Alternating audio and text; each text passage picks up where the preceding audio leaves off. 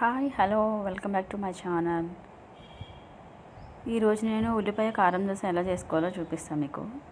So దానికోసం ఒక 2 onions తీసుకొని ఇట్లా కట్ చేసి పెట్టుకోవాలి. అండ్ నెక్స్ట్ ఇట్లా కట్ చేసుకున్న ఆనియన్స్ని ఒక మిక్సీ జార్లోకి తీసుకోవాలి. దీంట్లో నానబెట్టుకున్నాం కదా ఎండుమిర్చి, ఒక 7 ఎండుమిర్చి తీసుకొని దాంట్లో వాటర్తో పాటు వేసేసుకోండి. అండ్ నెక్స్ట్ దీంట్లోకి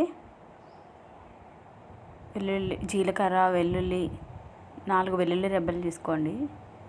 అండ్ నెక్స్ట్ ఒక 1 స్పూన్ సాల్ట్. అండ్ నెక్స్ట్ దీంట్లోకి కొద్దిగా చింతపండు యాడ్ చేసి చూసారు మెత్తగా గ్రైండ్ చేసుకోవాలి. ఇట్లా గ్రైండ్ చేసుకోవాలన్నమాట. సో ఇప్పుడు దోశ ఎలా వేసుకోవాలో చూసుకుందాం.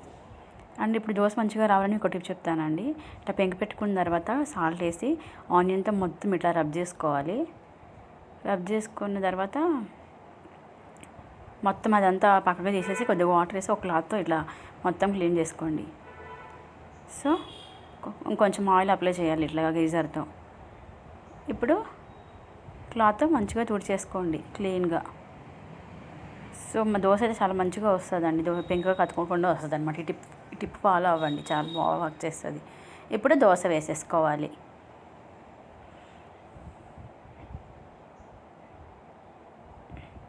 సో మంచిగా ఇట్లా స్ప్రెడ్ చేయండి దోశని, ఒక గరిటె చేసుకొని. అండ్ నెక్స్ట్ దీంట్లోకి గ్రైండ్ చేసి పెట్టుకున్నాం కదా కారపూస పొడిని ఇట్లా అప్లై చేసుకుంటూ ఉండాలి. మంచిగా మీకు ఎంత కావాలో అంత క్వాంటిటీలో అప్లై చేసుకోండి. సో టేస్ట్ అయితే చాలా బాగుంటుంది, మీరు కూడా ట్రై చేయండి. అండ్ నెక్స్ట్ ఆయిల్ వేసుకోవాలి. తర్వాత దీని మీద ఆయిల్ వేసుకున్న తర్వాత మూత పెట్టేసుకోవాలి. మూత పెట్టుకోవడం వల్ల ఏంటంటే మంచిగా కుక్ అవుతుంది. దాంట్లోకి అబ్జర్వ్ చేసుకోండి. ఒక సైడ్ ఇట్లా టర్న్ చేసుకోవాలి.